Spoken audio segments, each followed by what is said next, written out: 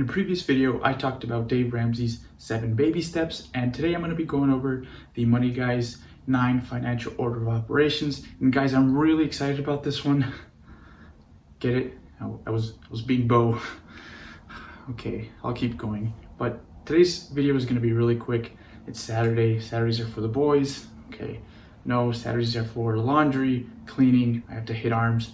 I'm in Michigan. I'm running out of nice days outside, so I'm going to make this a quick video. The Money Guys offer a course, and I'm sure they go into much more detail about their 9 financial order of operations, but I have not taken it. I've been watching the YouTube channel for several months now, and they give out a lot of great and free information, which is where I've learned the 9 financial orders of operations from. The first financial order of operations is deductibles. In this step, you start your emergency fund with enough to cover your deductibles. Now, like I said, I didn't take their course, but I'm guessing this includes your max out-of-pocket expenses before your insurance kicks in, like your health insurance. I like that this step includes more than $1,000 because I started my career right before we started seeing massive layoffs due to the C word, which I'm not going to say because YouTube is listening, but I don't think $1,000 is enough, probably because I'm just paranoid about that job loss. $1,000 wouldn't give me a lot of peace of mind, and so I like that this includes more than $1,000. Now, I don't know exactly what deductible they're talking about here, but there are 3 big ones, and those are health, especially if you're in a high deductible health plan,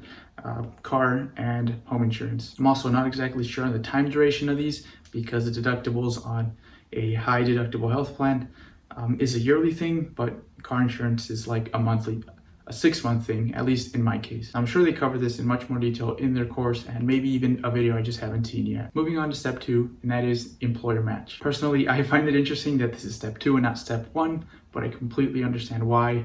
This was my first step. It's the first thing I did when I started my career. I actually did this before I was intentional with my money, so I guess it was my step 0.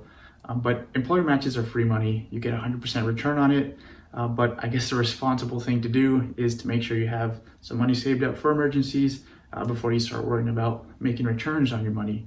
But with that being said, I'm happy I did this as soon as I started my career, because even though I didn't start being intentional with my money until a few months after, my net worth was improving because I did this from day one. Solid second step though, and now we move on to the 3rd financial order of operations, and that is paying off high interest debt. Now, high interest is a different number depending on your age, and if you're in your 20s, I believe this is 5% or higher. The goal is to pay off debt that is really working against you, but because you can invest in the stock market and make returns of about 7%, there's a benefit to holding off on the debt with a lower interest rate and investing the extra money instead. Now, this is a really solid step because there is something called compound interest, and it can either be your best friend or your worst enemy, depending on what side of it you're on. They say a dog is a man's best friend, and I say compound interest is his second.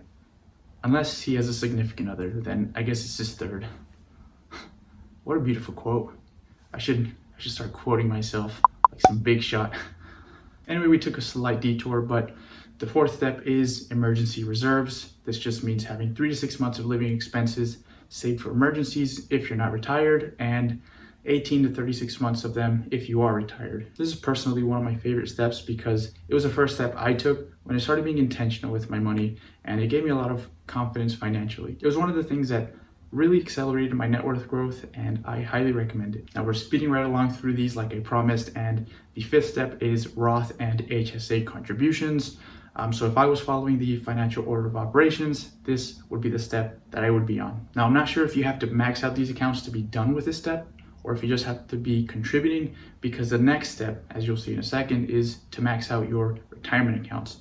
But this is another great step, and I like that it comes before maxing out your 401k, because with the Roth IRA, you contribute money that has already been taxed.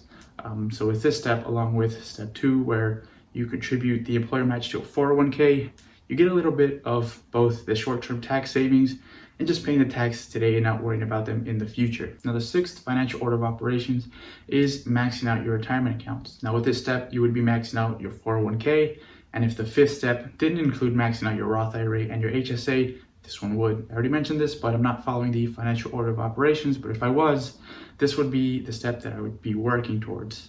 I do max out my Roth IRA. I will be maxing out my HSA soon, probably next year, but I'm not maxing out my 401k, and there's 3 big reasons for this. For one, I'm going to start saving for a house in January of next year, and if I max out my retirement options, then I'll be saving for many, many years for a house down payment, which may not be a bad thing. It may be what I end up doing after all. And 2, I don't make enough to max out my retirement accounts and make meaningful contributions to non-retirement investments. Now 3, and this is a personal opinion, but the best investment I can make at the moment, around my age, is in myself. And that means in 23-year-old me.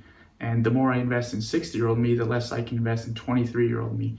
And I'm not saying that I can't do both, but I don't want to overdo one at the expense of the other. I'm also just starting my career, and so I'll be making more money soon, and that'll probably solve the problem. But basically, I don't want all my money going into retirement accounts, because you have to be old to really take advantage of those, and that does not align with my financial goals. Enough about me. Step 7 is hyperaccumulation, which is just being at the point where you are saving or investing 20 to 25% of your gross income. Now, it's bold of the money guys to assume that maxing out my retirement accounts doesn't already get me to the 25%. Okay, I'm kidding. This is step 7 for a reason, because at this point, you're probably making more than the average Joe. I'm not sure what their viewer demographics are, but their viewers probably already make more than the average Joe. I have no data to back this up. It's just a guess. But yeah, I'm actually doing this already, and I really like this step because the percentage they recommend is higher than the usual that's recommended for people in their 20s, which is like 15%, and this just takes it a step further. Now I take this another step further. I do a little over 30% at the moment. Some months it's more, but my plan for 2022 is for that to be about 34% a month. Now this year has been a little bit hectic because it's the first full year where I've been on top of my personal finance, and so there's been a lot of changes, but hopefully it's smoother sailing for next year. The 8th financial order of operations is to prepay your future expenses. According to their website, retirement should be your #1 priority, and then you can start working towards your non-retirement goals like saving for a college fund, saving up for a car, a wedding, the birth of a child, whatever future expenses you have there, not retirement related, you would save up to be able to prepay those in this step. Now the 9th and final step in the 9 financial order of operations is to pay off your low interest debt. If you're in your 20s, this would be debt with an interest rate lower than 5%. So mortgage, some student loans, maybe cars fall into this.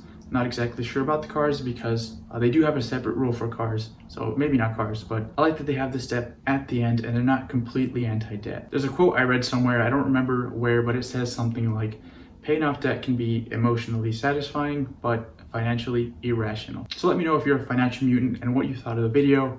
If you found the Money Guy Show later in your life and you wish you had found them earlier, feel free to drop that in the comments below so you can pass on that wisdom to the younger viewers. Thank you for watching. I really appreciate it.